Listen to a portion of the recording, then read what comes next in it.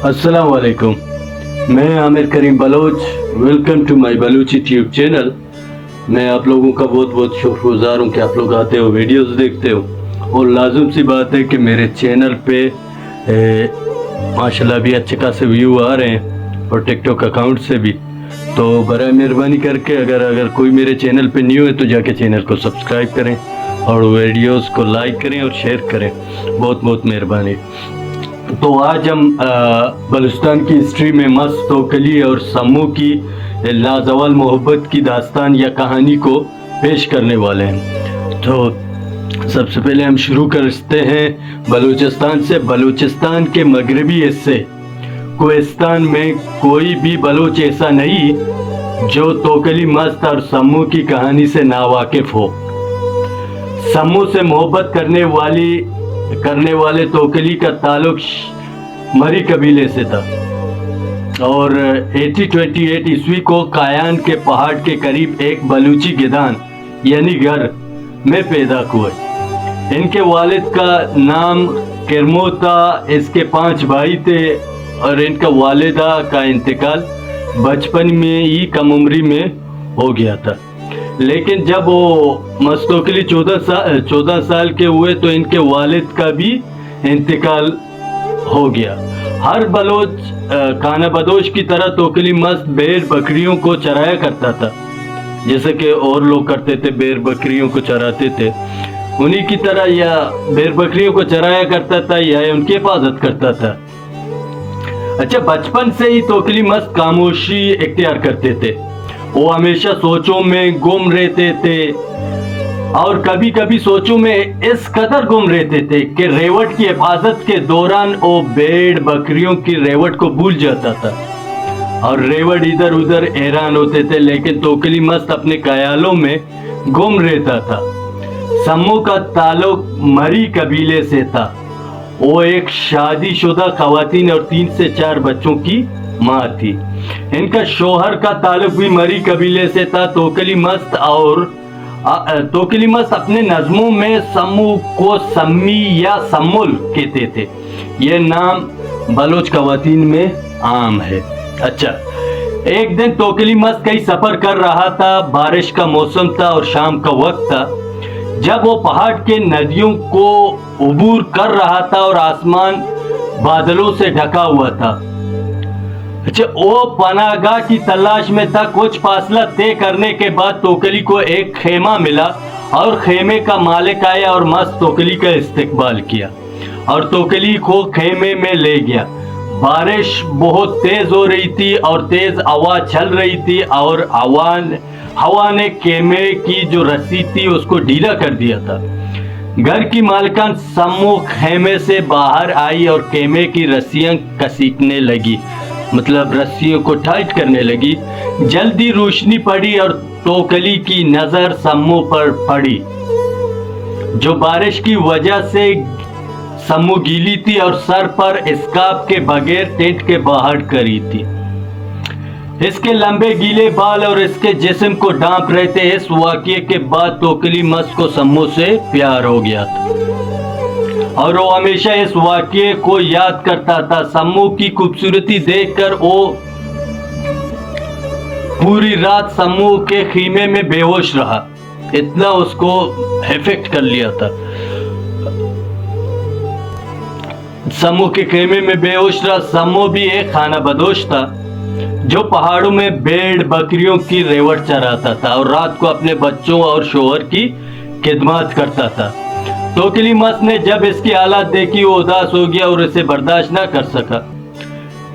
सम्मू के शोहर से मुखातिब होते हुए अपने ख्यालों में तोकली मस्त ने एक बार कहा था कि वो अपने ख्यालातों से सम्मू के शोहर से मुखातिब होकर कहा कि तो सम्मुरा पादु शिपादा रा दिए और सम्मू गूती रमगा पादु शिपादा गर्दी। कहा जाता है कि तोकली मस्त कई दिनों सम्मू के घर के सामने बैठता रहता था और एक दिन सम्मू के शोहर और दिगर कबाइलियों ने इसे देखा तो इन्हें तोकली मस्त की ये हरकत पसंद न आई और तोकली मस्त के भाइयों को इतला देते थे کہ آؤ لے کر جاؤ یہ لوپر یا ایسا کوئی الفاظ یوز کرتے جو لوگ جو شرمندگی کی وجہ سے بنتے جا رہے ہیں، اسے سنبھال لو ورنہ ہم بلوچی معیار کے لیے مجبور ہو جائیں گے اور مار ڈالیں گے۔ کچھ دنوں کے بعد توکلی پھر سمو کے گھر کے سامنے بیٹھا کرتا تھا، لیکن اس بار وہ سمو کے گھر سے تھوڑا دور بیٹھا اور دیوانے عاشق کی طرح سمو کو گھورتا رہتا۔ جب حالات مزید بگڑ گئے تو سمو کا شوہر اپنے قبیلے کے کمانڈر غزین خان مری کے پاس گیا اور اسے توکلی کے فال سے آگاہ کیا۔ کمانڈر نے توکلی قبیلے کے کچھ بزرگوں کو بلایا۔ توکلی قبیلے کے لوگوں نے غزین خان مری کو بتایا کہ توکلی سمو کے محبت میں دیوانہ ہو گیا ہے۔ پھر آخرکار توکلی کی محبت کو جانچنے کا فیصلہ ہوا، وہ واقعی محبت میں دیوانہ ہے یا صرف اداکاری کر رہا ہے۔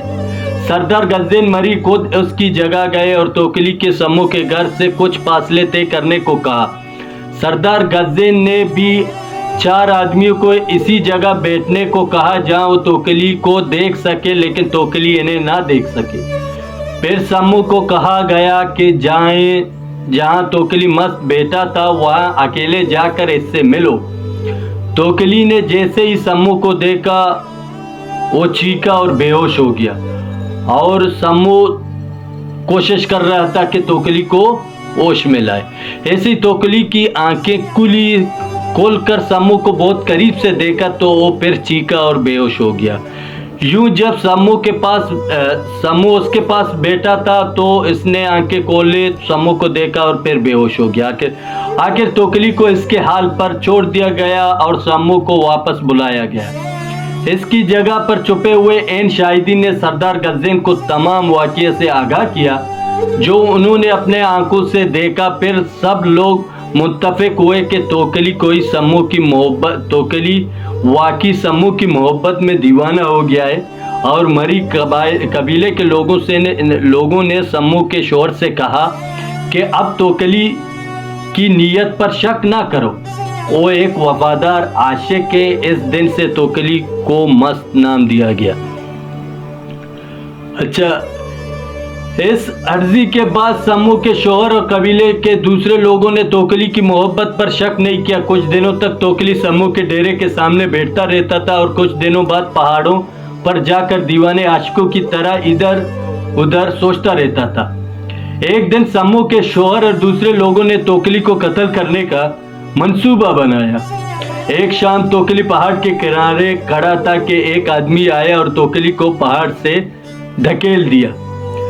دیکھ کر آدمی چونک گیا کہ توکلی اڑتے پرندوں کی طرح پہاڑ سے نیچے اترا کر زمین پر آ گیا۔ مطلب وہ پہاڑ سے اتنا تیزی سے نیچے اترا، اس نے تو دھکا دیا، اگر کوئی ایسے چڑھائی کے اوپر کھڑا ہو تو دھکا دے تو ڈائریکٹ نیچے گر جاتا ہے، تو جب اس نے دھکا دیا تو اسی طرح بالکل سیدھا گیا۔ اس واقعے کے بعد توکلی مست کو تکلیف دینے کا کسی نے سوچا تک نہیں۔ سمو کا شوہر بھی اس کا عزت کرتا تھا۔ توکلی مست بلوچستان کے پہاڑوں اور وادیوں میں جایا کرتے تھا اور بلوچی دیوان میں اپنے اشعار پڑھتے تھے۔ ان اشعاروں میں سے ایک اشعار یہ بھی ہے: چو سہرے انارو بیگئے گلاب پیمائے سمو، چو سہرے انارو بیگئے گلاب پیمائے سمو، چو شیشگ شراب پیمائے سمو۔ اچھا، سمو کا انتقال 1877 میں رمضان کے مہینے میں ہوا اور توکلی مست 1895 میں 67 سال کی عمر میں انتقال کر گیا۔ توکلی مست کا مزار ضلع کولو کے علاقے ماون میں واقع ہے۔ تو یہ تھا the everlasting love story of Tawakali and Sammo. بہت بہت مہربانی، اگر میرے چینل پہ نیو ہیں تو جا کے چینل کو سبسکرائب کریں۔ میرے خیال سے ویڈیوز بہت لمبا بن گیا۔ بہت بہت شکریہ۔ اللہ حافظ۔